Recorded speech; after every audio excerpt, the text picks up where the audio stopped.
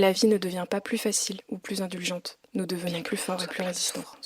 C'est votre réaction à l'adversité qu'il faut vivre et non La vie la ne violence devient des pas plus problèmes à facile résoudre ou qui plus détermine comment indulgente. l'histoire Nous doit devenons changer plus pour que ça forts se et plus joue. résistants. Il y a deux possibilités d'être réduit par ça. La vie est belle, La vie est belle, l'aventure continue. l'aventure continue.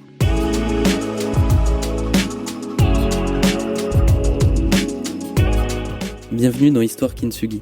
Je suis Thibaut et je vous invite à un voyage extraordinaire là où les brisures deviennent des forces. Tout commence pour moi en 2003. J'ai 12 ans et mon père décède devant moi. Mais aujourd'hui, j'ai des phrases comme l'aventure continue ou la vie est belle tatouées sur le corps. Parce que c'est ça la vie. Il y a des hauts et des bas. Et un mercredi sur deux, je vous propose de partir à la rencontre de toutes ces personnes qui ont dû faire face aux difficultés de la vie.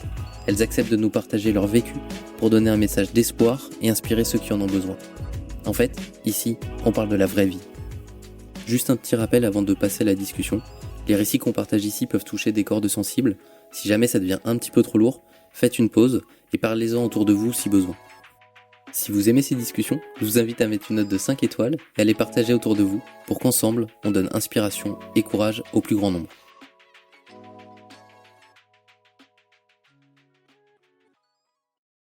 Dans l'épisode du jour, on part à la rencontre de Jess.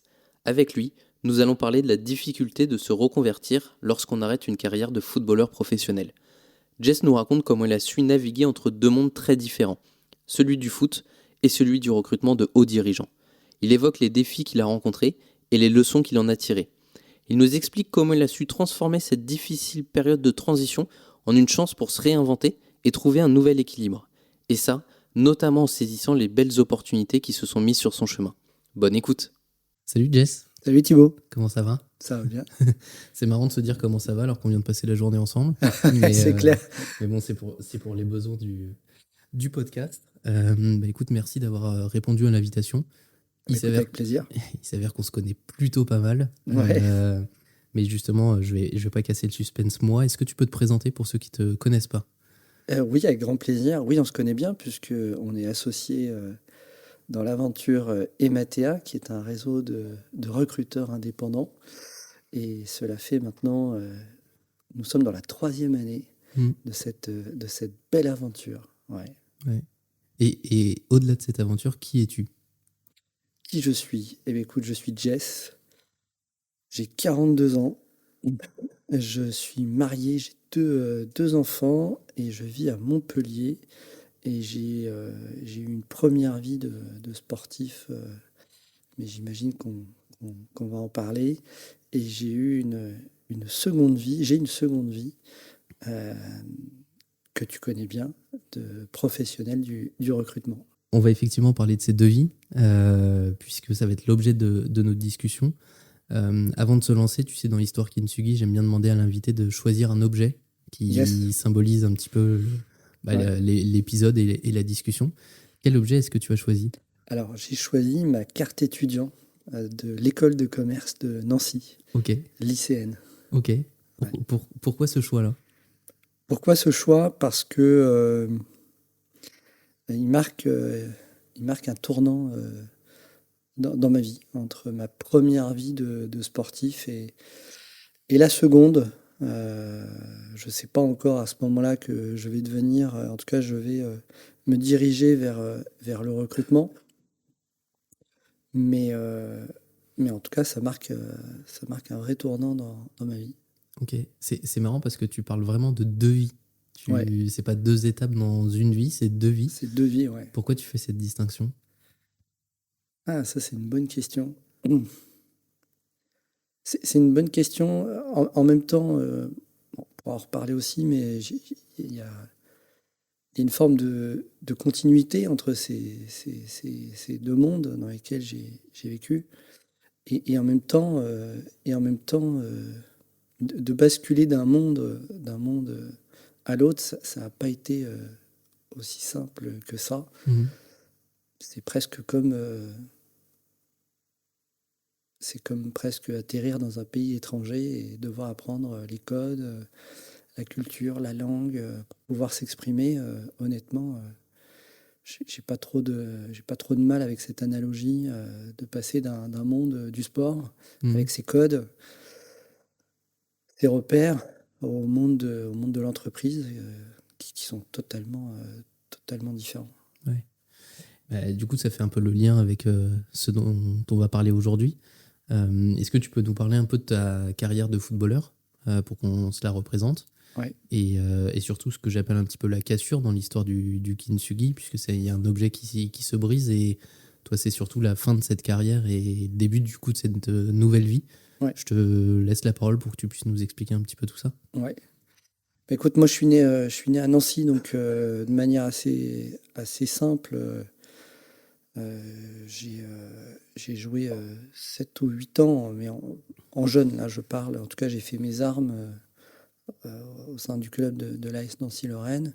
Mais c'est pas ce club qui m'a offert mon premier contrat. C'est à l'âge de 16 ans, je suis parti au Chamois-Niortais pour un contrat de 2 ans au centre de formation de Niort. La seconde année de mon contrat, j'ai eu beaucoup de blessures. Donc à 18 ans 16 ans. Ah oui, 16 ans, ok. 16 ans, ouais. Enfin, 16 ans, je suis parti, et la deuxième année, oui, effectivement, j'allais sur mes 18 ans. Ok. À ce moment-là, j'avais, du coup, ce qui est normal, j'avais discuté avec le coach à l'époque, Pascal Gatien, que je trouve extraordinaire par ailleurs d'ailleurs. Mais j'avais peu joué, énormément blessé. Enfin, je comprends qu'on ne renouvelle pas mon contrat. À ce moment-là, pour retrouver du temps de jeu, je fais un pari un peu fou parce que 17-18 ans, t'es déjà âgé dans le monde du sport, dans le monde du foot particulièrement. Je signe dans un club où je suis rémunéré, etc., mais qui est en CFA 2 à l'époque. Ok. Donc, comment par rapport Chamois-Niortais, c'est un club de Ligue 2. Ok. En dessous, tu as la nationale. Encore en dessous, tu as à l'époque, ça s'appelait CFA. Et encore en dessous, tu as CFA 2. Ok. Je vais en CFA 2. Mais je vais en CFA 2 parce que je savais que le club de Chaumont allait jouer des réserves professionnelles, des équipes réserves professionnelles en championnat de CFA 2. Et que j'aurais potentiellement... je peux avoir de la visibilité à ce moment-là pour peut-être basculer dans un club professionnel. Mais bon, c'est quand même un peu couillu, parce que on est quand même national, CFA, on est 3 divisions au-dessus de la première, de la Ligue 2. Et t'es conseillé pour faire ce choix ou c'est toi qui le fais Non, c'est moi, parce que j'avais pas trop de... Enfin, en tout cas, à ce moment-là, je me dis que j'ai pas vraiment d'autres alternatives. Soit je prends la décision d'arrêter, clairement. Soit je me dis, advienne que pourra, je fais une année dans un club amateur et on voit ce que ça donne. Oui. J'ai signé à Chaumont parce que ça me permettait en tout cas de continuer des études tout en ayant un salaire.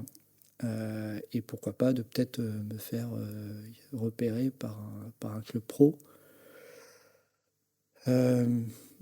C'est marrant d'ailleurs pour l'anecdote. À ce moment-là, je retourne chez mes parents un week-end du côté de Nancy et je pars me balader dans le parc dans lequel j'ai joué toute mon enfance. Et je croise justement une connaissance, un ami d'enfance. Et alors les ragots et les bruits vont assez vite. Il était déjà au courant de mon futur. Ok. Et je le revois, je le reverrai, je pense, toute ma vie. Il me dit c'est foutu en fait, ta carrière est foutue. T'as 18 ans. Arrête quoi. Arrête. Ah ouais, la violence. Ouais. C'est quelqu'un qui jouait aussi ? Non, qui jouait pas, mais avec qui j'ai grandi. Il vivait dans la rue, dans la même rue que moi.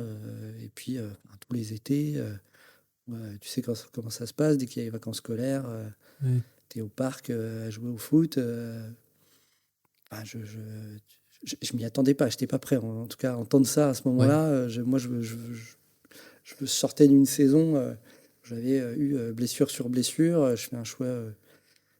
Enfin, ma situation n'était pas facile à ce moment-là. Je fais un choix effectivement qui est pas simple. Et je partais pour une balade Tranquille. tranquille. Je demandais rien à personne. Et là, je me prends un coup de poing que je n'avais pas forcément demandé. Mhm. En tout cas, venant de cette personne, je ne l'avais pas forcément vu venir. Ouais. Donc, bon, je suis d'accord. Et à la fin, alors je fais cette année-là à Chaumont, qui a été très, très dur. Très dur. Vraiment très dur. Sur quel plan très dur? Psychologiquement, c'était compliqué. Alors, Chaumont, pour ceux qui ne connaissent pas, il n'y a pas grand-chose. Hein. On est à 1h30 de Dijon et 1h30 de Troyes. Honnêtement, Il y a un stade de foot, quoi. il ne se passe pas grand-chose. Il se passe pas grand-chose. Mais heureusement, je fais la rencontre de gens, franchement merveilleux. Nicolas Touvenot, que je remercie, que j'ai encore revu en décembre, qui est un ami de 20 ans maintenant. Ma copine aussi de l'époque, aussi, Aurélie, qui finalement m'a permis de passer cette épreuve aussi, qui était pour moi compliquée, parce que forcément j'avais des nouvelles de mes anciens collègues qui étaient toujours, enfin, qui continuaient à monter dans les clubs pro. Les contrats s'enchaînaient. Enfin, c'est compliqué hein, de faire ce choix d'aller en amateur. Et l'année se passe, écoute, la saison se passe, et à la fin de cette saison-là, j'ai plusieurs options sur la table. J'ai évidemment le Stade de Reims, parce que je suis repéré à l'époque. L'entraîneur de l'équipe réserve du Stade de Reims à l'époque, c'est Patrice Lair. Tout comme Pascal Gatien, je trouve que c'est un entraîneur incroyable. C'est des entraîneurs qui sont pas autant médiatisés que certains. Je pense qu'ils mériteraient d'ailleurs. Humainement, je trouve que c'est des gens vraiment extraordinaires qui me repèrent. Ok. Et j'ai aussi d'autres pistes du côté du Havre de mémoire et du côté de, je crois que c'est Sedan à l'époque. Ouais, bon. Et Patrice, en tout cas le club du Stade de Reims, c'est un roman. Enfin, on est à la fin de la saison. Le Stade de Reims m'appelle et tout. Écoute, il me dit, on a des vues sur toi, on se pose encore des questions quand même, etc. Est-ce que tu peux faire un essai au club? Sauf qu'on est en fin de saison. Oui. Il y a plus, enfin, les joueurs de l'équipe première, à l'époque, le Stade de Reims passait de national il montait en Ligue 2. Okay. Il se passe plus rien. Tu vas faire un essai, ok, mais avec quel joueur si tout le monde est en vacances, tu vois? C'est un truc de dingue. Et en fait, il m'invite dans le dernier match. C'est un match d'exhibition du Stade de Reims, parce que faut savoir que Robert Pires, qui est originaire de là-bas, alors, moi évidemment, je ne connaissais pas cette histoire d'avoir joué ce match d'exhibition, mais c'est en l'honneur d'un des proches de mémoire de Robert Pires qui est parti. Il y a tous les ans un match d'exhibition dû à ce départ. Et donc je joue ce match. Enfin, j'arrive déjà. Alors t'imagines bien les joueurs du Stade de Reims, ils sont contents, ils viennent de monter en Ligue 2. Ils pensent qu'à une chose, c'est quand même d'aller être en vacances globalement. Oui. Enfin, ils sont très contents de jouer le match en la mémoire de cette personne, mais globalement, ils sont en vacances, quoi. Et je devais même pas commencer titulaire. Sauf que, comme certains, ils sont déjà un peu en vacances dans leur tête, ils viennent, mais vraiment très en retard. Donc, je joue le dernier match de la saison, de l'année pour ce club, qui est un match d'exhibition. Je devais même pas être titulaire. Je deviens titulaire. Et donc, je commence ce match contre une équipe de nationale, c'est. Et écoute, ça se passe super bien parce que je fais un carton. je marque de la tête ce qui n'arrivait jamais, hein, clairement. Je, je fais des gestes que je ne faisais jamais également. Ouais. C'était le grand jour.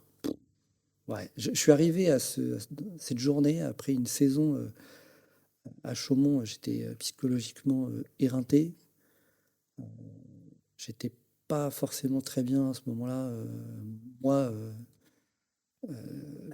psychologiquement à ce moment-là. Et bizarrement, j'arrive avec une sérénité à ce match assez déconcertante. Hmm. Et tout se passe bien. Mais vraiment, tout se passe bien. Je ne saurais l'expliquer pourquoi. Ça restera gravé. L'alignement des planètes. Ouais, ça reste gravé dans ma mémoire. Franchement, des fois, on me dit, ah, t'as des moments comme ça qui t'ont plu dans ta carrière. Bah, Celui-là. celui-là, clairement, en fait partie. Ouais. Parce que je reviens de nulle part. Mais je reviens de nulle part. Mm. Et c'est marrant parce que la vie est parfois bien faite. Quelques semaines plus tard, le Stade de Reims me propose de signer professionnel, un contrat pro, et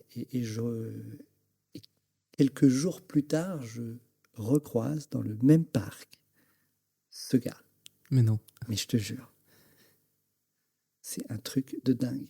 J'ai rien demandé, mais il est là. Ouais. J'aurais pu lui dire, alors, t'as vu, tu pensais que j'étais fini, etc., etc.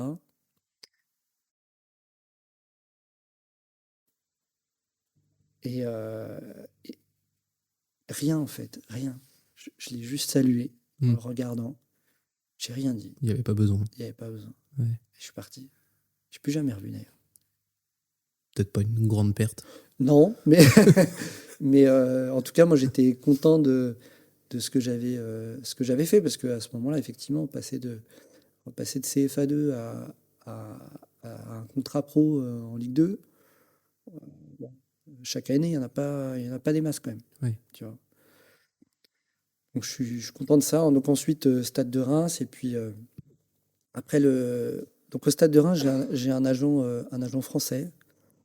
Et après la saison du Stade de Reims, ça s'enchaîne assez vite. En fait, mes changements de club se font au changement des agents. Okay. Donc, agent français, je suis en France. Moi, étant de Nancy, j'ai pas eu trop de mal à signer avec un agent luxembourgeois à un moment. Mm-hmm. Donc lui, il m'a emmené pas mal en Allemagne, puis en Norvège. Et ensuite, je pars avec des agents new-yorkais. Et donc, je termine aux États-Unis. Okay. Voilà. Après, l'année où moi, je fais des voyages comme ça, moi, j'ai appelé ça à l'époque, je disais à mes parents, je suis un mercenaire du football. Parce que ça s'enchaînait tellement. Ouais, c'est en fonction des contrats. Ouais, ça s'enchaînait tellement et des blessures. Parce que quand je dis que je suis blessé la seconde année de mon contrat à Niort, alors, les blessures que j'ai eues, c'était jamais des graves blessures où ça nécessite une opération. Mmh. Mais néanmoins, souvent, ça m'immobilisait entre 3 et 4 mois. Donc sur une saison, c'est compliqué. Tu vois. Ouais. Et puis après, il faut revenir, etc. Donc, compliqué. Donc, si tu veux, j'avais inconsciemment intégré que bon, j'allais avoir une durée assez limitée. Mmh. Et donc, toute la partie à l'étranger, je dirais que ça dure entre 12 et 14 mois, pas plus. Tous ces pays Ouais. Ouais. Okay. Avec des ascenseurs émotionnels, ça passe de...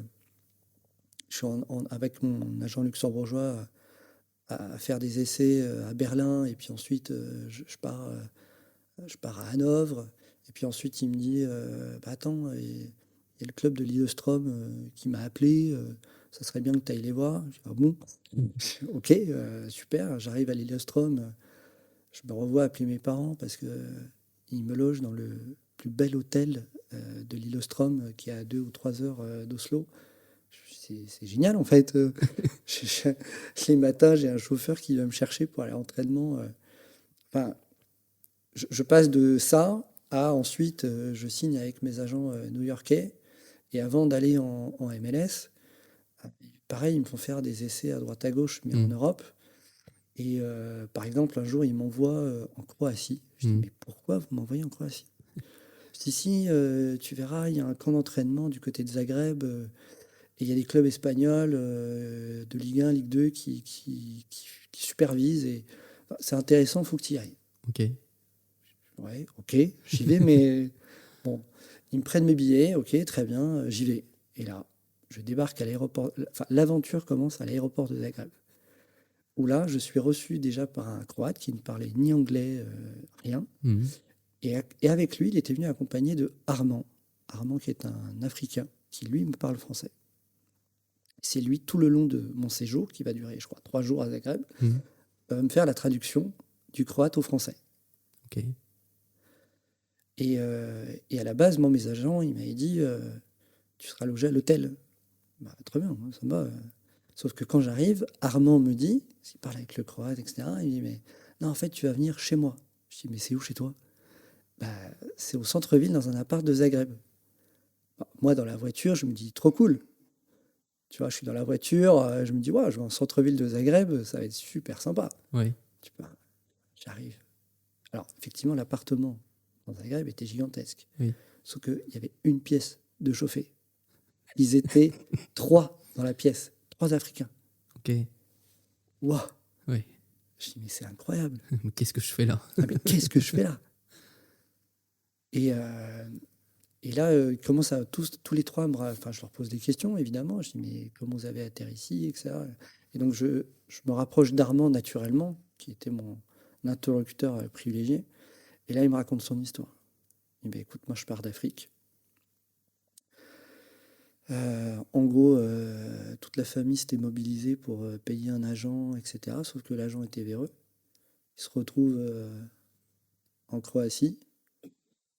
Donc l'agent avait pris l'argent, mais bah, il était parti, quoi. Mhm. Et Armand se retrouve en Croatie. Il faut savoir qu'à l'époque, je ne sais pas si c'est encore le cas aujourd'hui, mais être noir en Croatie, je peux t'assurer que quand moi j'étais avec eux, avec les 3, parce que c'était 3 Africains dans les rues de Zagreb, tu avais des Croates qui étaient en face d'eux et qui leur faisaient le singe.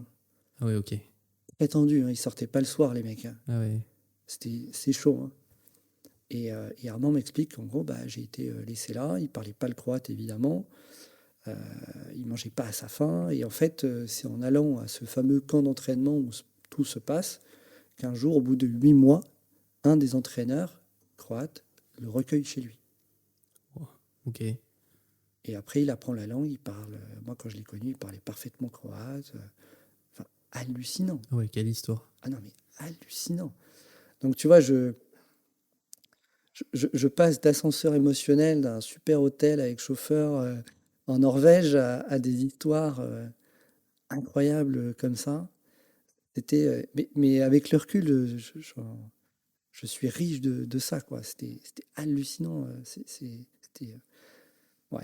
un ascenseur émotionnel extraordinaire. Après, aux États-Unis, à la fin, enfin, je commence à nouveau à. Physiquement, c'est compliqué, etc. Je me dis à un moment donné, il faut faire un choix. J'ai 22, 23 ans à l'époque. Je ne peux pas continuer comme ça. Enfin, et puis moi, ça commençait aussi à me peser, tu vois, de partir d'un pays à un autre, etc. Est-ce que tu fais combien de pays là en 12-14 mois? Bah, je fais... là où je reste un peu, c'est l'Allemagne, la Norvège, les États-Unis, mais je te compte pas toutes les phases d'essai parfois. Oui. Tu vois, Allemagne, j'étais à Berlin, les Américains qui m'envoient en Croatie, enfin, je n'arrête pas, quoi. Ouais. Et je me dis, bon, je ne peux pas continuer comme ça, quoi. Et puis, en plus, en ayant joué en France, j'avais vu aussi, moi ayant la vingtaine, j'avais vu aussi, j'ai eu cette projection de joueurs de 30-35 ans qui avaient fait des brillantes carrières, hein, mais qui se posaient de sérieuses questions avec femmes et enfants de la reconversion. Ok. Tu vois, j'avais ma situation et en même temps, j'avais ces projections en me disant, moi, je ne fais pas partie... alors, certes, bon niveau dans le football, mais je ne fais clairement pas partie des joueurs qui allaient avoir les moyens de survivre sur 4 générations. Donc là, il y a un cas de conscience. Tu vois, tu Ouais. dis, qu'est-ce que je fais? Est-ce que je continue encore et je pousse le truc pendant quelques années et, et je fais des années, à chaque fois, je fais des saisons en demi-teinte parce que blessure, etc. Et puis, voire peut-être à un moment donné se blesser vraiment grave. Et bon, là, c'est fini et ça m'est imposé. Ou alors, c'est moi qui le provoque et je, peut-être, entre guillemets, prends un peu plus le contrôle de mon destin. Ouais. Tu vois. Et c'est pas simple comme chose, parce que moi, clairement, je jouais au foot depuis mes 7-8 ans. Tu Ouais. vois. Ouais. Je me dis, wow, c'est quand même une grande période de ma vie sur laquelle je dois me retourner, quoi. Ouais. Donc bon, mais je fais ce choix. Je fais ce choix. Ok. Je rentre chez mes parents. Donc là, tu fais de New York à Nancy. Ouais. Et j'arrête. Petit changement aussi. C'est un délire. Ouais. C'est un changement de, changement de vie. Ouais. Et justement, comment tu le vis, ce changement? Alors, au début, les 2-3 premiers mois, euphorique. Je suis euphorique parce que j'ai le sentiment d'être sûr de moi, d'avoir fait le bon choix. Mhm. Je profite de l'instant présent. Mhm. Après, très vite, je déchante quand même.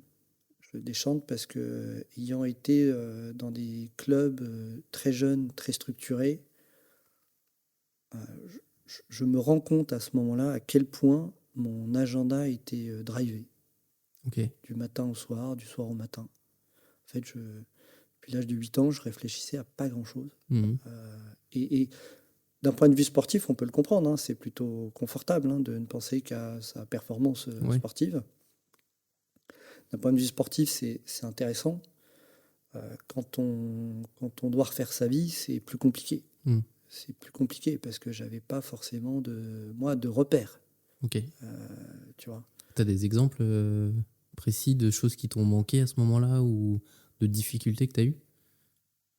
Euh, ouais, parce que quand je reprends un peu plus tard, quand je décide de reprendre mes études, et que finalement j'ai que quelques années, peut-être 2-3 ans, 4, je sais plus, avec un étudiant qui a fait un parcours normal. Mhm.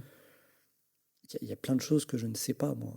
Ou même quand ils faisaient d'ailleurs leur fête étudiant, que j'ai bien aimé d'ailleurs par ailleurs, mais elles étaient forcément très différentes de fêtes de footballeurs. Mhm. Moi, j'étais plutôt dans les clubs des villes dans lesquelles je suis passé avec des accès un peu privilégiés. J'étais pas forcément, je comprenais pas les codes des fêtes étudiants, le côté peut-être moins sophistiqué Ouais. de la chose. J'étais un peu perdu, moi. Même une soirée, c'était un endroit où tu étais perdu, quoi. Ouais, j'étais perdu. Moi, je me souviens d'une soirée que j'ai trouvée géniale, d'ailleurs.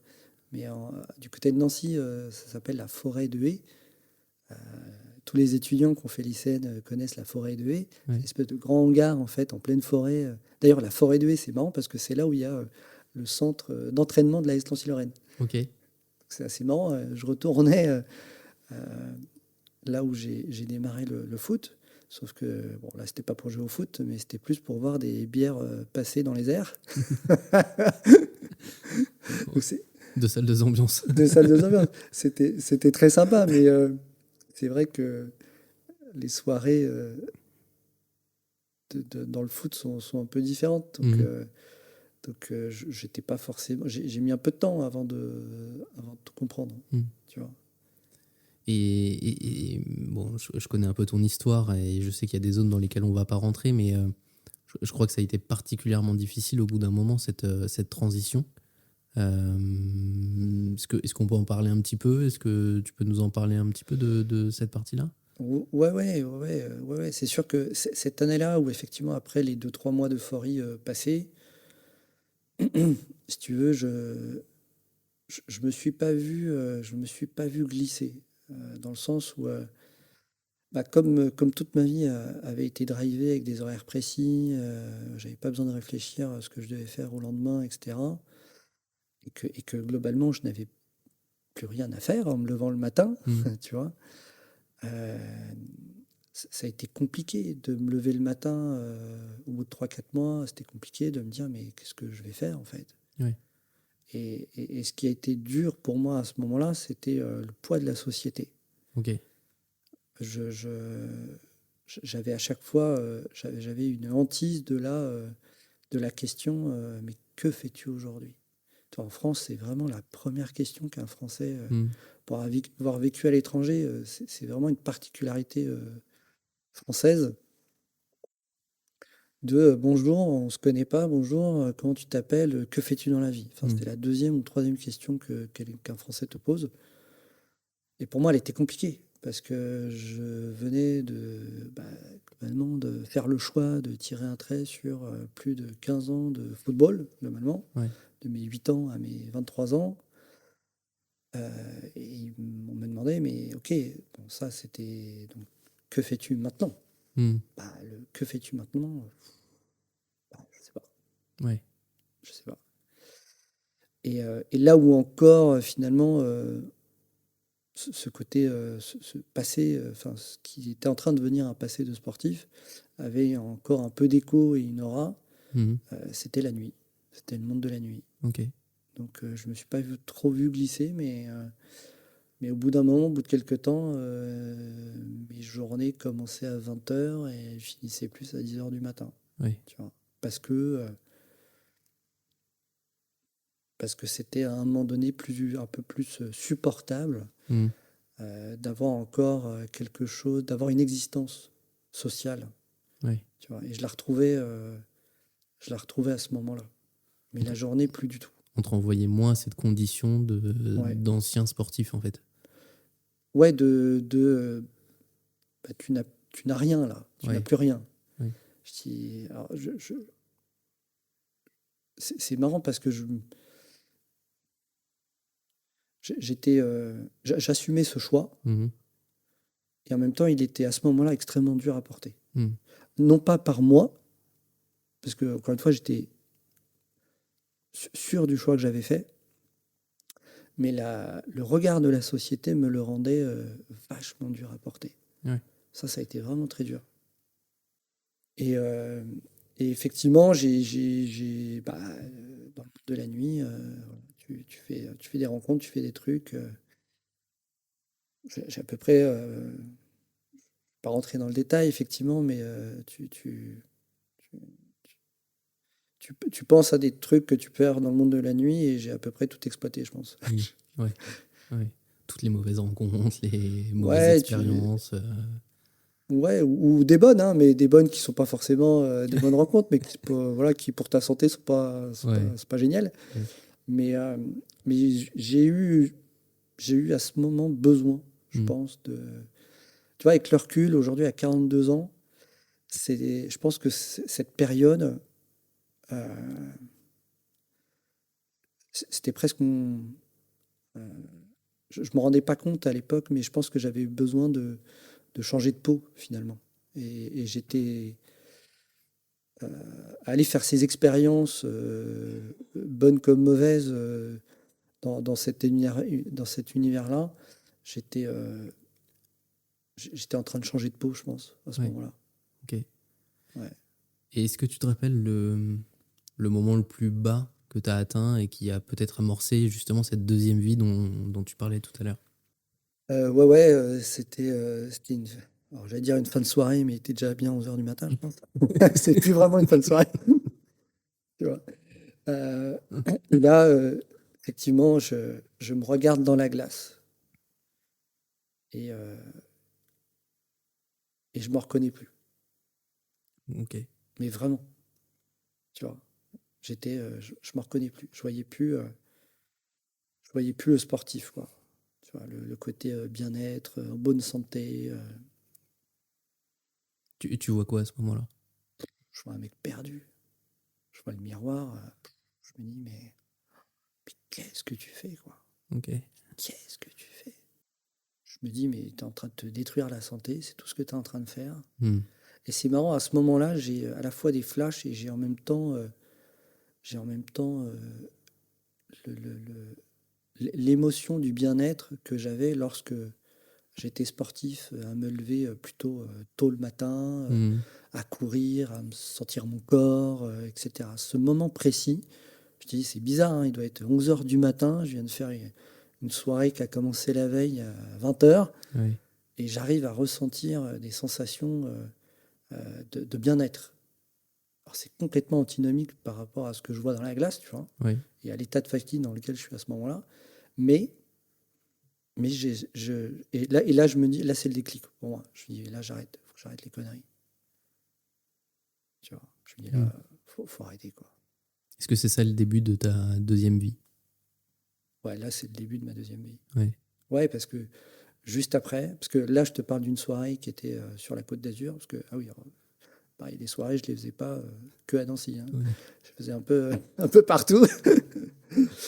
et, euh, et là, euh, et là, c'est le déclencheur. Ouais. Là, c'est le déclencheur. Peu de temps après, je recontacte, parce que tu sais, quand tu es joueur, tu cotises à l'UNFP. Mhm. Et j'appelle Jacques Glassman de l'UNFP, qui me suivait quand j'étais actif. Et ensuite, là, après, pour m'aider, en tout cas, à me reconvertir. Et je le remercie d'ailleurs si il écoute un jour ce podcast. Merci Jacques. Il m'a été d'une grande aide. À ce moment-là, je dis, écoute, Jacques, moi je sais que l'UNFP, vous êtes en contact avec des entreprises qui parfois demandent pas forcément un CV, mais des compétences d'anciens sportifs, parce que ces compétences ont leurs vertus, etc. Et il me met en contact avec un chef d'entreprise, qui est une entreprise du côté, en Lorraine, là-bas, plutôt du côté de la Moselle, à la frontière allemande, à Spicheren. Et il me prend comme commercial. Ok. Et là, je me retrouve. Alors, il me dit, tiens, comme tu as joué au stade de Reims, est-ce que tu voudrais pas faire le périmètre plutôt Reims et ses alentours, etc. Super. J'écoute, je fais mes valises et je prends un appart. Je retourne vivre à Reims quelques années plus tard. Ok. Et je suis commercial. Et lui, il vendait des produits nettoyants. Alors, soit effectivement, alors soit pour des lignes de production. Voilà, dans des usines, entrepôts, enfin, whatever, quoi. Mais aussi, c'était des produits d'hygiène pour le magasin du coin.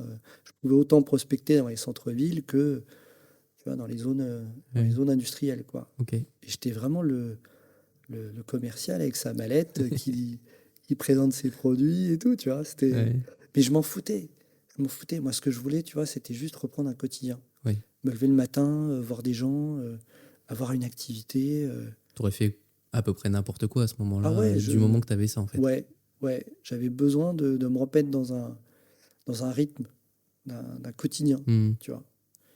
Et ça m'a. J'ai pas fait longtemps dans cette société, mais ça m'a aidé à faire une marge de plus, tu Ouais. vois. Et ce qui a encouragé cette démarche, c'est qu'après, en retournant vivre à Reims, j'ai retrouvé des connaissances là-bas. De fil en aiguille, on m'a mis en contact avec une femme qui s'appelle Lucie, qui à l'époque tenait un point chaud dans le triangle d'or rémois. Donc, alors, elle faisait pas le pain, elle se faisait livrer le pain par un vrai boulanger, mais par contre, à midi, c'était sandwicherie, etc., etc. Ok. Et elle me dit, bah voilà, moi j'ai un enfant handicapé, Guillaume, j'aimerais avoir un peu plus de temps pour lui. J'ai les salariés, la boutique à tenir. Si tu veux, je te forme. Comme ça me donnera un peu plus de temps pour mon fils, quoi. C'était le deal Ok. de départ. J'écoute Banco. J'arrête le métier de commercial. Je viens. Et me voilà à 5 h du mat, à enfourner les pâtisseries, les trucs dans les fours. À 7 h du matin, ouvrir la boutique. Ok. Tu avais les premiers clients à 7 h. À 11h30 midi, le midi, le coup de feu commençait, les gens du midi, etc. Ouais. Jusqu'au soir. Ok.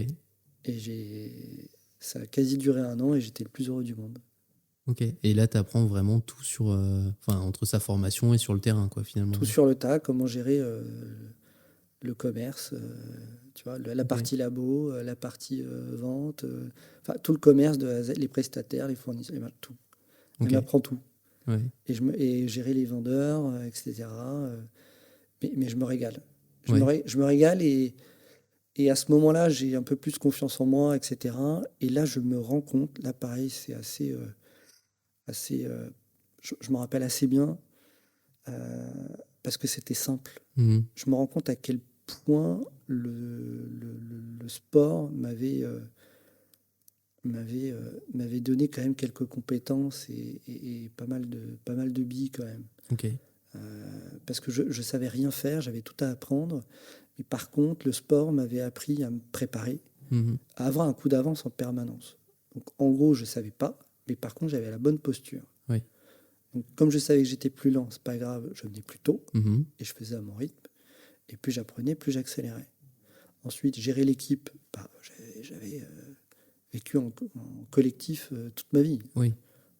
Honnêtement, identifier les axes d'amélioration et les points forts des équipes, j'avais fait ça toute ma vie. Oui. Quand tu joues au foot avec un collègue, tu vois ses points forts, ses points faibles, tu essaies de le mettre dans les meilleures dispositions pour quand tu fais une passe. Enfin, Mais est-ce que ça, il n'y a que le foot qui te l'a appris ou est-ce que c'était quand même une compétence plutôt intrinsèque? Parce que j'imagine qu'il y a des footballeurs qui n'ont pas cette capacité aujourd'hui. peut-être qu'il y avait effectivement un peu de ma personnalité, etc. Mais en tout cas, j'ai pas le fait d'avoir été en collectif pendant beaucoup d'années, j'ai pas eu d'appréhension. Ouais. Enfin, c'était mon premier rôle de manager. Oui. Toi, dans une carrière classique, à aucun moment, à aucun moment, je me suis dit je vais pas savoir faire non, Mhm. pas du tout, pas du tout. Non, non, j'étais à l'aise. Ok. C'était hyper confort, Ouais. hyper confort. Mais, euh, mais c'est ce qui m'a donné un peu des ailes. Et après, tu vois, le hasard aussi, un peu comme ce mec que je recroise dans le parc. Ouais. Ben, un jour, je rentre chez mes parents, les voir, et ils me disent, bah tiens, à côté de, pas très loin de chez eux, il y a une salle de sport qui s'était créée. Ok. Si tu veux, vas-y, ça peut être sympa, etc. Bon, bah, j'y vais, je fais une séance, et le lendemain, bien sûr, lumbago.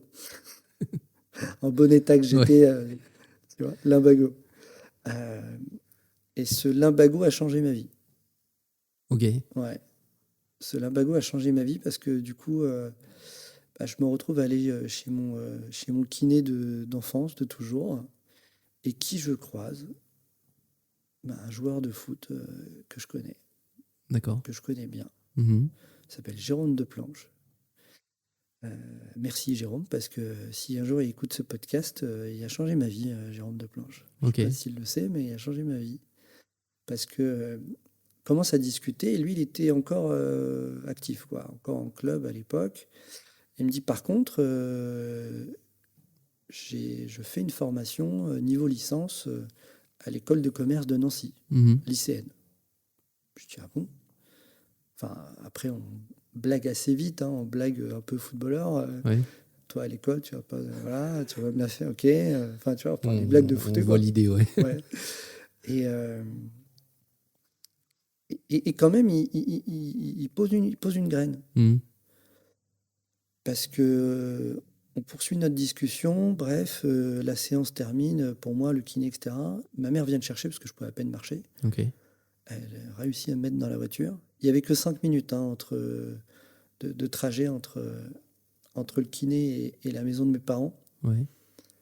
Et 5 minutes plus tard, j'arrive chez mes parents, je prends le téléphone. Je rappelle Jérôme. Je dis Jérôme, ton histoire là, ICN, je sais pas quoi. Est-ce que tu peux m'en dire plus? Est-ce que tu peux me dire comment tu as fait, etc. Et là, il me donne tout le détail.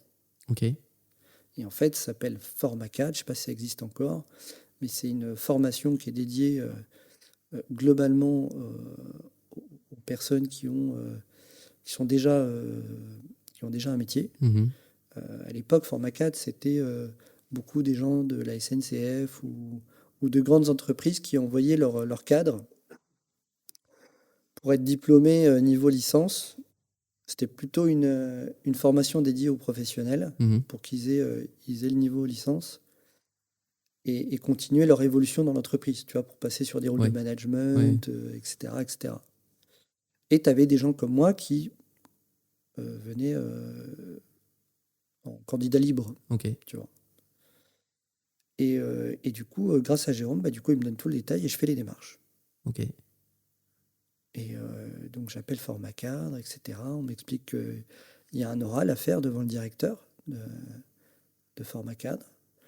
Alors, malheureusement, je ne me rappelle plus de son nom, mais ce monsieur, si pareil, un jour il m'écoute, il a changé ma vie aussi, ce monsieur. Il y a beaucoup de gens à qui il va falloir qu'on dise qu'ils ont changé ta vie.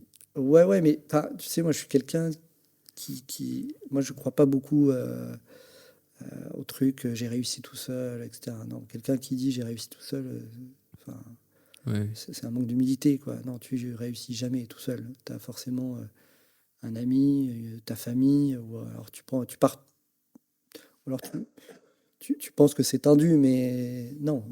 Ouais. Et puis après, tu as des gens que tu croises, que Mm. tu saisis l'instant ou pas. Jérôme me dit ça, j'aurais pu ne jamais rebondir là-dessus, Oui, bien sûr. tu vois.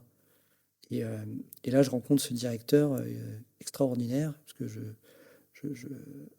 fais je remplis tous les formulaires, etc., pour me présenter à Format Cadre. Parce qu'il y avait un oral à faire devant le directeur de Format Cadre, Mhm. et après, il y avait des tests. Ok. Et donc, je passe l'oral avec ce directeur, avec succès, parce qu'il me dit, écoute, moi, j'ai pas de problème. Puis je reconnais ce que tu as fait dans le monde du sport. D'ailleurs, il me prévient, il dit, si tu réussis les tests, parce que les tests, je peux rien pour toi, il y a Mhm. c'est entre toi et toi maintenant, tu verras que même des gens aguerris dans le monde professionnel, malgré ton âge, tu verras que tu seras peut-être certainement plus mature qu'eux. À l'époque, je le regarde, je ne comprenais pas la portée de ce qu'il me racontait. Ouais. Mais c'est vrai qu'après, je passe les tests et je les réussis. Mhm. Et donc, j'accède à la formation. Écoute, donc ouais, je passe l'oral, je passe les écrits et je suis admis à Formacad. Ok. Et pour moi, c'est une formidable opportunité puisque si tu obtiens le diplôme Formacad, donc niveau licence, tu peux passer le concours interne pour ensuite accéder à un master. Ok. C'est ce que tu avais déjà en tête à ce moment-là ou...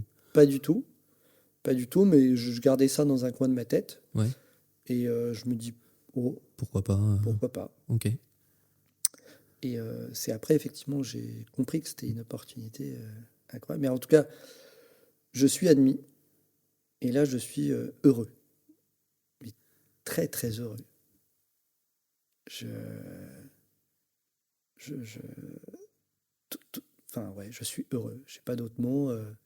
Les cours Pourquoi de... tu es si heureux à ce moment-là? Je sais pas, ça me manquait dans ma vie. Ok. J'ai adoré le monde du sport. Hein, j'ai adoré le foot. J'ai adoré... j'ai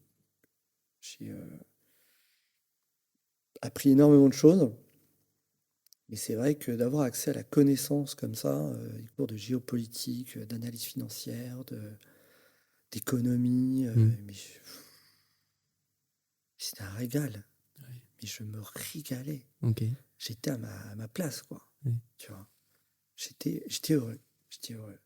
C'est marrant parce que tu viens de dire j'étais à ma place. Est-ce que c'est que tu le mets en opposition avec le foot, même si tu as aimé ou tu te sentais peut-être pas à ta place ou pas? Le foot, c'est une histoire un peu. Je l'ai compris qu'il y a quelques. Mon histoire avec le foot, je l'ai vraiment compris et peut-être que j'ai même pas encore tout à fait fini de le comprendre, mais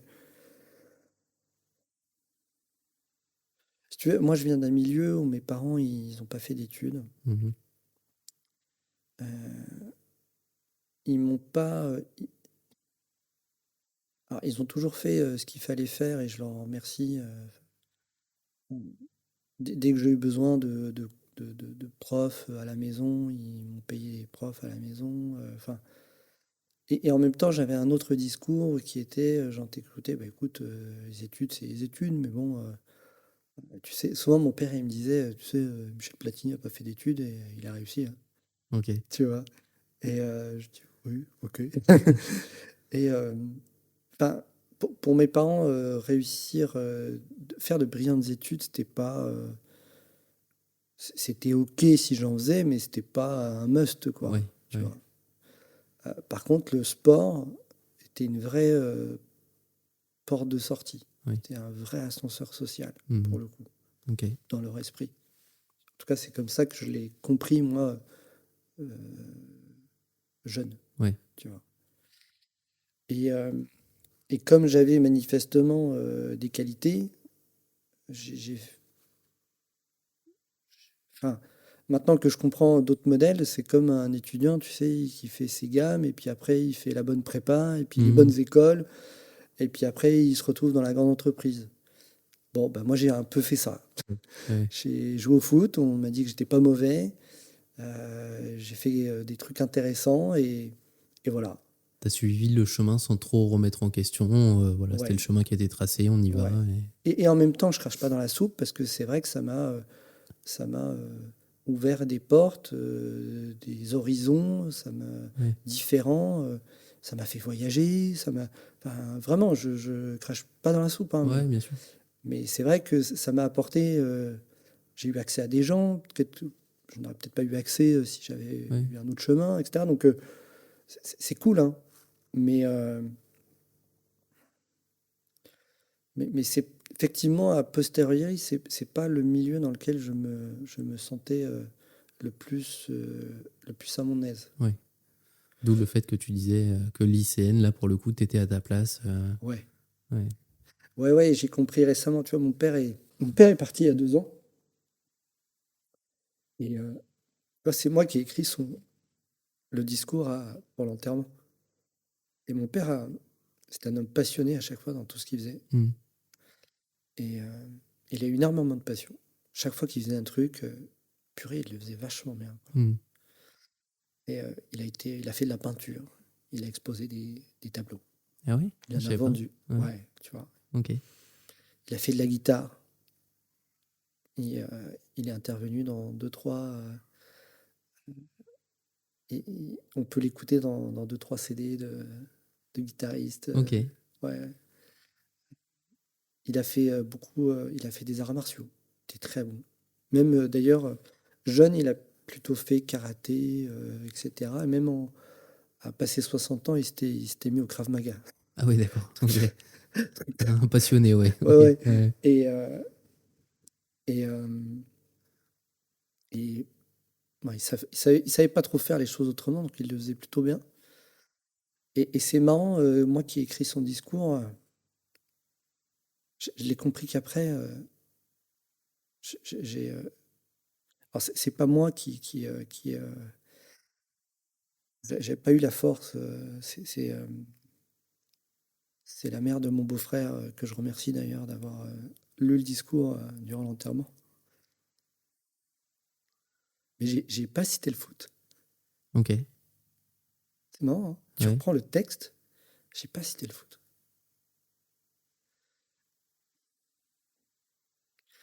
Et, et, euh, et c'est plus tard, parce que j'ai eu besoin et j'ai encore besoin d'aller chez ma psy suite à Mhm. son départ. Et c'est marrant parce que quand il était vivant, des fois, j'avais l'impression qu'on se disait rien. Mhm. Tu vois, je ne savais pas apprécier les moments où, quand on s'appelait, on se racontait souvent les mêmes choses, hein, Mhm. mais tout le temps. Et il me disait, ça va? Ouais. T'as vu le match hier? Je dis, ouais, j'ai vu le match. Alors, comme j'ai habité Paris longtemps, ça voulait dire, t'as vu jouer Paris? Je dis, Ouais. ouais, j'ai vu jouer Paris. Euh, et puis souvent, il me demandait, t'as vu Nancy? T'as vu le résultat de Nancy? Parce que forcément, je suis nancéen Ouais. d'origine, etc. On regardait aussi, parce que un club que j'ai beaucoup aimé, c'était les Chamois niortais. Forcément, j'avais toujours un œil sur ce que faisaient les Chamois. Mhm. Et c'était globalement la conversation, quoi. Ok. Et c'est marrant, j'ai pas su forcément apprécier ces moments-là. Quand il était vivant, j'ai l'impression qu'on se disait rien, en fait. Hmm. Et depuis qu'il est parti, je comprends qu'en fait, le foot a été le canal, le lien Hmm. entre le canal de communication et le lien avec lui. Ok. Mon père n'était pas quelqu'un qui parlait beaucoup. Ouais. Il n'est allé évidemment, comme beaucoup d'hommes de sa génération, pas, pas, pas ses émotions. Mhm. Quand il venait me voir ou quand il m'accompagnait plus jeune au foot, souvent il était plutôt à l'écart d'ailleurs, même tout le temps à l'écart des autres parents, quoi. Il aimait bien être dans son coin Mhm. et il parlait pas trop. Et, et des fois, tu vois, de son vivant, je me dis, de toute façon, il ne parle pas, il ne parle jamais. Mhm. Tu vois, un truc un peu. Voilà, j'étais un peu immature. Et, et en fait, le foot, si je dois retenir un truc de. Ce que le foot m'a donné, ce que je comprends plus tard, c'est une relation avec mon père. Ok. C'est pour ça que dans mon esprit, j'ai eu deux vies. Mhm. J'ai eu, parce que mes parents, pas forcément d'études, n'ont pas fait d'études, n'ont pas forcément poussé dans cette voie. Et j'ai compris plus tard que moi, j'avais besoin quand même d'être dans un environnement où, alors, dans le foot, tu as accès à de la connaissance, hein. Mhm. Je ne veux pas qu'on tombe dans le cliché du footballeur pas intelligent, c'est pas ce que je dis, hein. Mais tu as accès à d'autres formes d'information, etc. Mhm. Moi, quand je me suis retrouvé devant des profs à l'école de commerce qui avaient leur business et qui en plus faisaient cours et qui t'expliquent des trucs concrets, moi, ça a été la révélation, quoi. Tu vois. Ouais. Je me Ouais, dis, je waouh, comprends. ça, c'est génial. Et là, je me suis senti bien.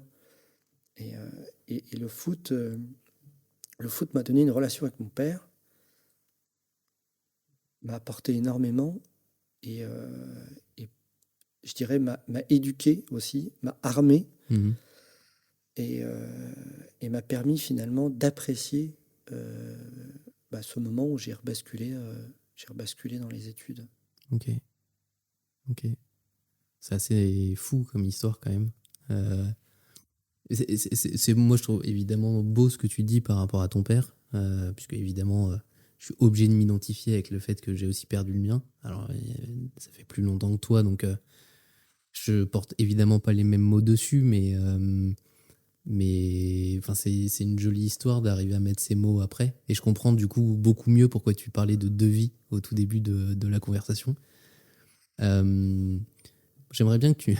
Parce que je connais cette anecdote, et pour passer sur quelque chose d'un petit peu plus léger que le moment émotion, mais donc tu fais lycéenne, t'es diplômée, Ouais. tu commences... Je sais pas où tu veux aller, mais si, ouais. si, t'inquiète pas. Tu commences ta carrière professionnelle dans le monde de l'entreprise. Ouais. J'aimerais bien que tu nous racontes le premier jour ou les premiers jours avec un costume. Ah ouais, t'es salaud là. Ok, ouais, je vois, je vois. Ok. Non, mais tu parlais de repères tout à l'heure. Et je trouve que c'est intéressant parce que on est tous les deux recruteurs et on voit des gens aujourd'hui qui sont enfermés dans certains secteurs, qui ont peur Ouais. d'aller ailleurs, Ouais. peur de ce regard des autres que tu évoquais. Et toi, malgré le fait que tu as entamé cette transition, tu te l'es repris très vite, encore une fois en pleine face, et de manière peut-être plus légère, mais ça peut marquer aussi quand même. Ouais, je suis... ouais, ouais. C'était lors de mon stage de master. J'ai la chance de faire un stage au sein du cabinet Douge International, qui est un cabinet de recrutement dédié au recrutement de hauts dirigeants. Mm. Au niveau internet, 90% des missions étaient faites à l'étranger. Et comme c'était un petit cabinet, la, la- la- la différenciation à des cabinets plus gros qui, eux, avaient des bureaux dans tous les pays du monde, etc., c'est que Olivier Douge, le fondateur, vendait aux clients le fait que un seul point de contact du côté du cabinet. Donc, si ton client, le siège était basé à New York, tu allais à New York. Ok. S'il était à Sydney, tu allais à Sydney. Donc, c'était fou. Et c'est vrai qu'Olivier Douge avait cette force de réussir à gagner des mandats de dingue, de hauts dirigeants. À l'époque, il travaillait beaucoup pour LVMH, AIG, l'assureur américain. C'était des mandats exceptionnels. Enfin, je bascule là dans un monde à recruter du CEO au Japon, en Chine. Enfin, c'était assez incroyable. Dans un monde extrêmement que je découvre très élitiste avec ses codes. C'est là où effectivement je fais la rencontre de nouveaux codes. Plus sur le pédigré en termes d'études, etc., etc. Et forcément, quand j'arrive dans ce cabinet qui est avenue Georges V, à 2 pas des Champs-Élysées, avec un standing forcément, j'ai pas les codes. Donc moi, j'arrive stagiaire avec des costumes pas du tout en mode la défense, une seule et même couleur. Moi, les miens, ils ont plutôt des motifs. Je suis ridicule en fait, tu vois. Je suis à côté, je suis à côté de la plaque, tu vois. Ouais, je suis à côté. Je suis à côté en termes de niveau de discours, en termes de tenue, en termes de coupe de cheveux. Enfin, je suis complètement à côté. Tu as plutôt l'impression que je vais démarrer une soirée que démarrer des entretiens. Oui. Donc, heureusement pour le cabinet, c'est pas très grave parce que quand tu es stagiaire, tu fais pas des entretiens évidemment en face-to-face au directeur général Japon de la maison Dior, mais c'est risible, ouais. Et d'ailleurs, pour l'anecdote, Olivier Douge demande à ma manager de l'époque, Morgane, que je remercie d'ailleurs de m'avoir aidé, accompagné à me transformer. Pris sous le bras, il dit viens, je vais t'expliquer comment tu vas devoir t'habiller, quoi. Parce que là, c'est compliqué, là. Moi, tu n'en as pas voulu, a priori. Et non, parce que je suis marié avec, donc... Mais oui, grâce à elle, Morgane, même évidemment, elle est devenue ma femme, mais avant d'être ma femme, elle a été ma manager et heureusement que j'ai rencontré, j'ai eu la chance de l'avoir comme manager parce que j'arrive dans un monde où je connais pas les codes et Morgane a cette... En fait, si elle m'avait regardé comme certains recruteurs regardent certains candidats, c'est-à-dire malheureusement pour la profession aussi, avec un a priori, surtout qu'à l'époque, moi j'arrive, il faut se remettre dans le contexte, le cabinet il est très haut de gamme, les gens qui sont approchés dans le cadre des recrutements sont quand même dans des mondes assez élitistes, on est sur la crème de la crème, des gens qui font Sciences Po, HEC, Polytechnique, je comprends assez vite qu'ils ne viennent pas du même monde que le mien. Ouais. En termes pas forcément d'origine sociale, on est sur des planètes différentes, donc forcément avec des repères culturels très différents. Et en plus, à l'époque, je dis pas à qui veut l'entendre que je suis ancien footballeur professionnel, parce que dans ce monde-là, footballeur, à l'époque, c'est pas ouf, Oui. C'est pas dingue. Avec toute la connotation péjorative derrière. Ça a changé après, avec la crise de 2008, et aujourd'hui, c'est plutôt un atout. Mais quand j'arrive dans ce monde-là en 2008, pas du tout. C'est plutôt à mettre sous le tapis, quoi. Oui.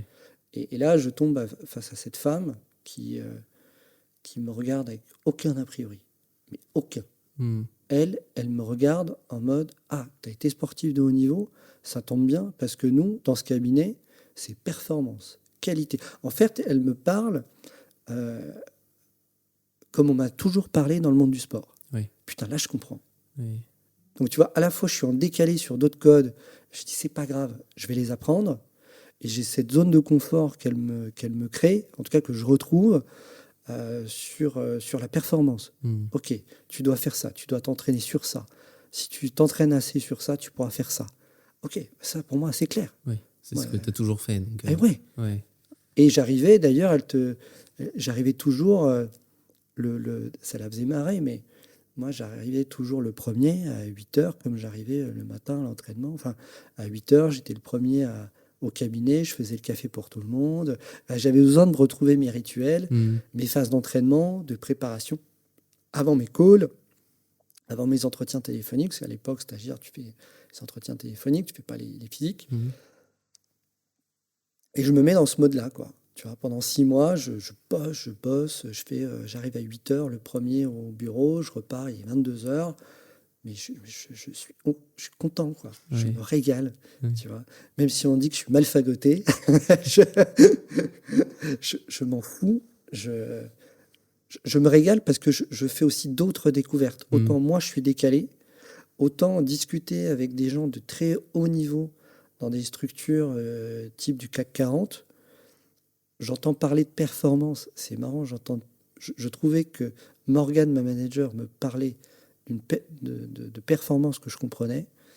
Et autant quand je parlais avec ces hauts dirigeants, etc., au téléphone de ces boîtes du CAC 40 et autres, je trouvais bizarre leur définition. En tout cas, que l'entreprise me renvoyait. Ok. Parce que finalement, je devais évaluer des gens qui avaient de fortes responsabilités, donc un fort impact dans l'entreprise. Et pour autant, quand ils m'expliquaient un peu ce qu'ils faisaient, leur quotidien, comment ils le faisaient, c'était antinomique avec le quotidien d'un sportif de haut niveau. Mhm. Tu vois, sportif de haut niveau, on te met dans le contexte, on te fait que penser à ton sport, c'est super. Quand il faut faire une mise au vert, donc un pas de côté, bah, tu le fais, ça paraît logique. Pas dans le monde de l'entreprise. Ouais. Je découvre un monde où en fait je pensais que j'étais proche, mais pas du tout. Ouais.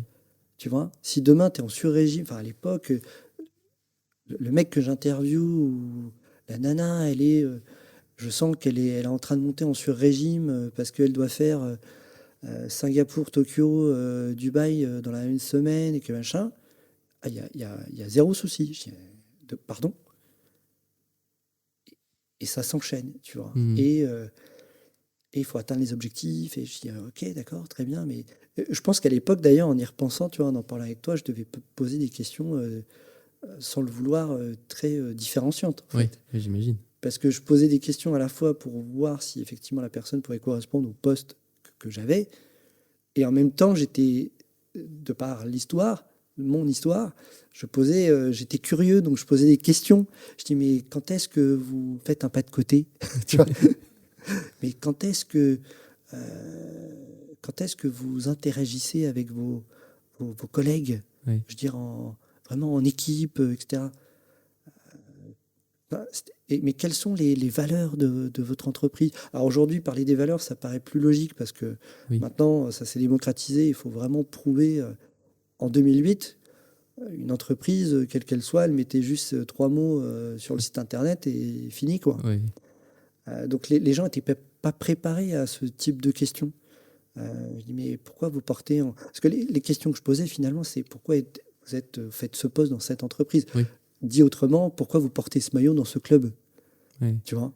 Et c'était très déroutant pour les gens à qui je posais la question. Parce que je me rendais compte qu'à chaque fois, ils ne se posaient jamais la question. Oui. Bah ça, pour le coup, ça n'a pas tellement changé. Parce que quand on pose aujourd'hui ces questions en entretien, bien souvent, on a des gens qui ne savent pas répondre. Alors, ils savent... Je pense que... Alors, je n'ai pas le recul que tu as, hein, mais je pense que ça va un peu mieux. Ça va beaucoup mieux. Ah ouais. Alors, je suis d'accord avec toi, il y a encore du boulot. Je suis d'accord avec toi. Mais ça va quand même mieux. Dans le sens où aujourd'hui, tu vois, une entreprise, elle ne peut plus juste se contenter de 3 mots sur le site internet. Il faut qu'elle y mette des exemples concrets, des actions concrètes. Maintenant, en plus, à l'ère des réseaux sociaux, etc., il faut que ça soit vu quasi en temps réel, en vidéo. En 2008, globalement, je ne veux pas faire le vieux schnock, mais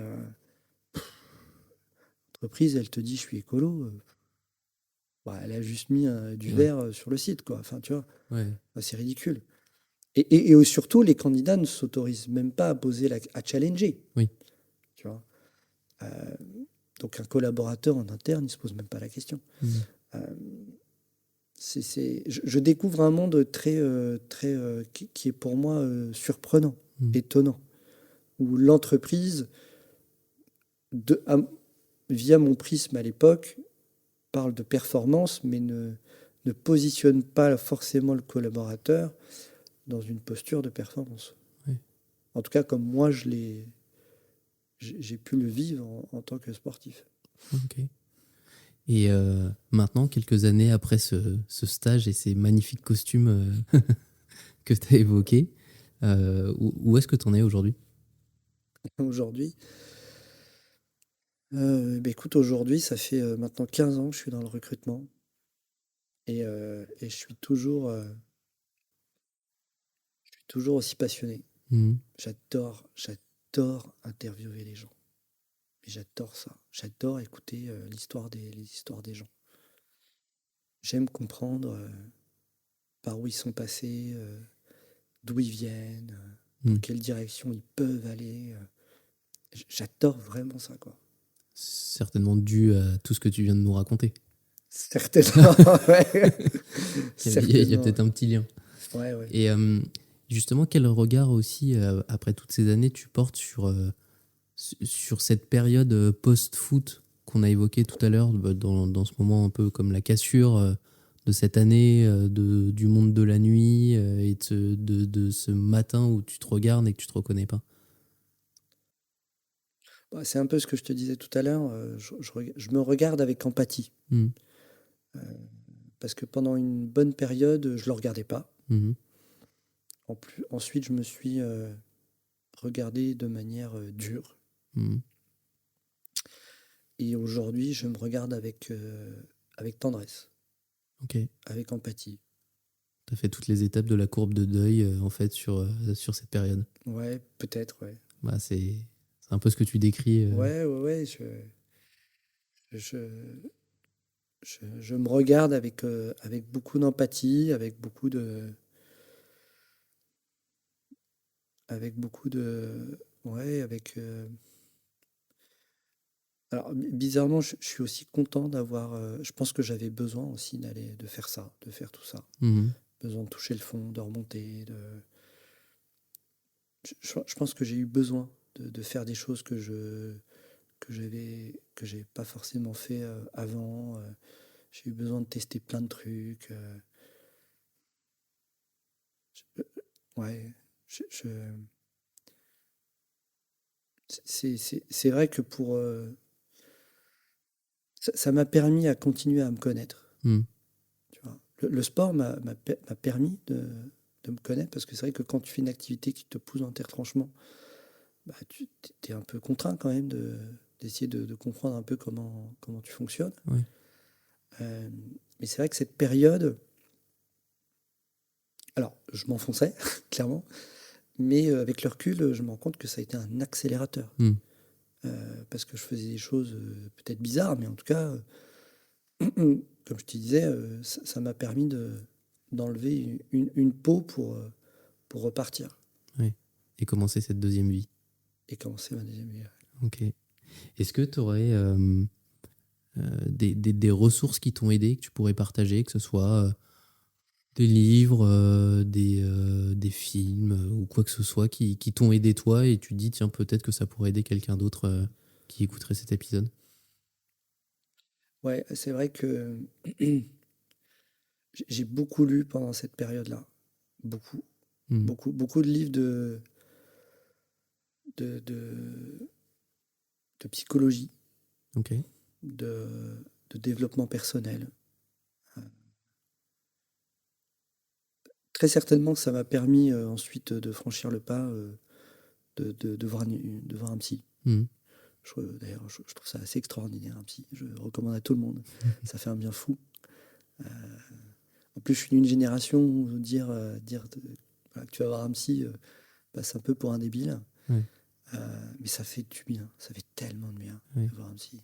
C'est marrant parce que ce matin, parce que là on enregistre, on est à Montpellier, on est chez toi. Ce matin, j'ai fait 4h30 de train et j'aime bien les podcasts. Voilà.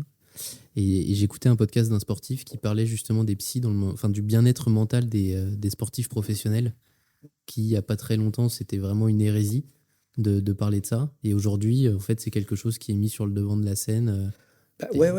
Tu parles de ça, je trouve que c'est Teddy Riner qui en parle le mieux, enfin, qui en parle très bien, parce que lui, Ça a été très un des tôt, premiers à en parler. ouais, lui, il a eu la clairvoyance, l'intelligence de très vite s'entourer d'un psy. Je trouve ça génial. C'est une hérésie de dissocier la performance physique, sportive, du développement psychologique. Oui. C'est une hérésie. Non, aller voir un psy, c'est génial. Ça vous change la vie. Et je pense que durant la période un peu compliquée pour moi, le fait de beaucoup lire de livres de développement personnel, de psycho, etc., m'a permis, je pense, d'en être là aussi où j'en suis et de me sentir libre d'aller voir une psy, de parler, parce que je me suis... Alors, le développement personnel, je trouve ça bien, c'est intéressant, ça aide, comme ça m'a aidé. Après, à un moment donné, je pense que faut franchir le pas, quoi. Oui, faut aller voir une psy, quoi. Oui, tu vois, c'est sûr. C'est des pansements, développement personnel, c'est génial. Mais si tu veux vraiment aller dans le fond des choses, va voir la psy, quoi. Et ça, c'est cool. Ça m'a vraiment aidé. Et un peu, t'en blaguais tout à l'heure en me disant, il y aura peut-être beaucoup de monde à remercier, etc. Mais je pense que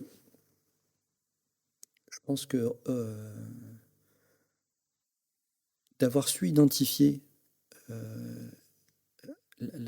l'aide, parfois que la personne le faisait sans le savoir, c'est saisir l'opportunité, la voir, et comprendre que c'est une opportunité, m'a permis de changer, d'évoluer, de changer de vie, d'aller dans la direction dans laquelle j'ai toujours voulu aller. Oui. Tu vois, Jérôme Deplanche, il écoute ce podcast, je pense qu'il est peut-être à milieu d'imaginer que un jour, dans la salle de kiné, quand on rigolait, mais que 5 minutes plus tard, je l'appelais pour faire remplir mon formulaire, rentrer à l'école du commerce de Nancy, qu'au final, ça donne moi 15 ans plus tard, quoi. Oui. Tu vois. Et même ce fameux directeur, et je m'en excuse de pas retrouver son nom, parce que même chose, quand ce monsieur, à l'oral, il me dit, c'est sûr que vous êtes un profil pas commun, mais que je reconnais ce que vous avez fait dans le sport, etc., et qui me valide mon oral. Mais merci. Heureusement qu'il y a des gens comme ça qui ont su croire en ce que je pouvais faire. C'est génial. Oui. Enfin, merci, quoi. Oui. Lucie, qui est une amie... à l'époque, on ne se connaissait pas, mais qui m'a fait confiance et qui m'a formé et qui m'a quand même donné les clés de sa boutique. Enfin, merci, ça m'a porté dans ma remontée pour me sentir mieux, etc. Enfin, moi, en tout cas, ça m'a aidé d'assez tôt avoir une posture... je sais pas si c'est une posture, je sais pas si on peut appeler ça d'humilité, mais en tout cas mec, personne ne réussit tout seul, quoi. Oui. Faut arrêter de rêver, quoi. Le self-made man, c'est une invention du capitalisme. Faut arrêter, quoi. Personne ne réussit seul. T'as toujours un oncle, une tante, un frère, un ami, un mec que tu croises, et il va provoquer quelque chose chez toi. Oui. Par contre, c'est à toi d'identifier ce moment et de le saisir et d'en faire quelque chose. Ça, oui. Bon, je crois que tu viens de faire le mot de la fin ok. Avec cette phrase. Je te rejoins complètement et je trouve que ça clôture hyper bien l'échange. J'ai appris des choses malgré le fait que je te connaissais. Okay. Enfin, que je te connais. J'ai appris des choses. Merci beaucoup pour ce partage. Merci à toi, Thibaut. Tout le monde ne sera pas concerné dans le sens où tout le monde n'est pas footballeur professionnel et vivra une fin de carrière. Par contre, je pense que Il y a beaucoup de gens qui ont envie de faire des vrais changements dans leur vie et qui ont peur pour tout un tas de raisons. Et je pense que ton parcours peut inspirer ces gens-là. Donc vraiment, merci pour le partage. Et j'espère que ça t'a plu, cet échange. Ouais, merci Thibaut, je me suis régalé. Super. Merci Jess. Merci.